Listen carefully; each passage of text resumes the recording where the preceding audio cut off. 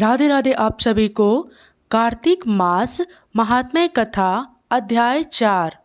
नारद जी ने कहा, ऐसा कहकर भगवान विष्णु मछली का रूप धारण करके आकाश से जल में गिरे। उस समय विंध्याचल पर्वत पर तप कर रहे महर्षि कश्यप अपनी अंजलि में जल लेकर खड़े थे। भगवान उनकी अंजलि में जाकर गिरे।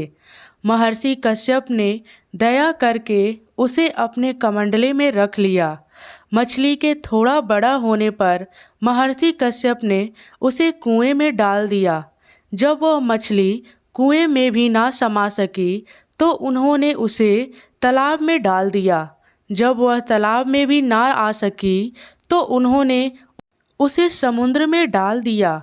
वह मछली वहाँ भी बढ़ने लगी। फिर मत्स्य रूपी भगवान विष्णु ने इस शंखासुर का वध किया और शंखासुर को हाथ में लेकर बद्री वन में आ गए। वहाँ उन्होंने संपूर्ण ऋषियों को बुलाकर इस प्रकार आदेश दिया, मुनीश्वरों, तुम जल के भीतर बिखरे हुए वेद मंत्रों की खोज करो और जितनी जल्दी हो सके उन्हें सागर के जल से बाहर निकाल लाओ। तब तक मैं देवताओं के साथ प्रयाग में ठहरता हूँ। तब उन तपोबल संपन्न महर्षियों ने यज्ञ और बीजों सहित संपूर्ण वेद मंत्रों का उद्धार किया। उनमें से जितने मंत्र जिस ऋषि ने उपलब्ध किए वही उन बीज मंत्रों का उस दिन से ऋषि माना जाने लगा। तदंतर सब ऋषि एकत्र होकर प्रयाग में गए।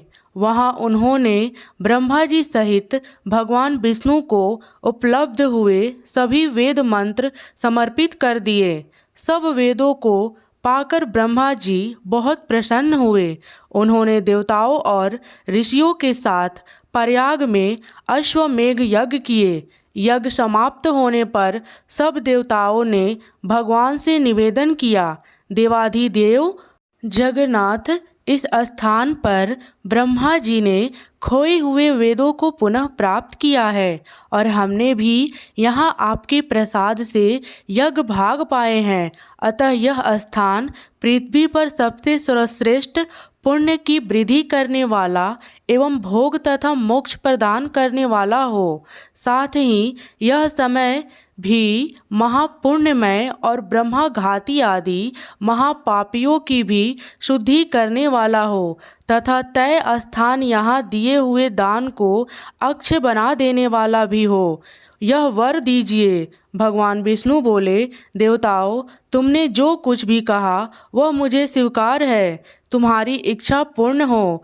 आज से यह स्थान ब्रह्म क्षेत्र के नाम से प्रसिद्ध होगा। सूर्य वंश में उत्पन्न राजा भागीरथ यहाँ गंगा को ले आएंगे और वह यहाँ सूर्य कन्या यमुना से मिलेगी। ब्रह्मा जी और तुम सब देवता मेरे साथ यहाँ निवास करो। आज से यह तीर्थ तीर्थराज के नाम से विख्यात होगा। तीर्थराज के दर्शन से तत्काल सब पाप नष्ट हो जाएंगे। जब सूर्य मकर राशि में स्थित होंगे उस समय यहाँ स्नान करने वाले मनुष्यों के सब पापों का यह तीर्थ नाश करेगा। यह काल भी मनुष्यों के लिए सदा महान पुण्य फल देने वाला होगा।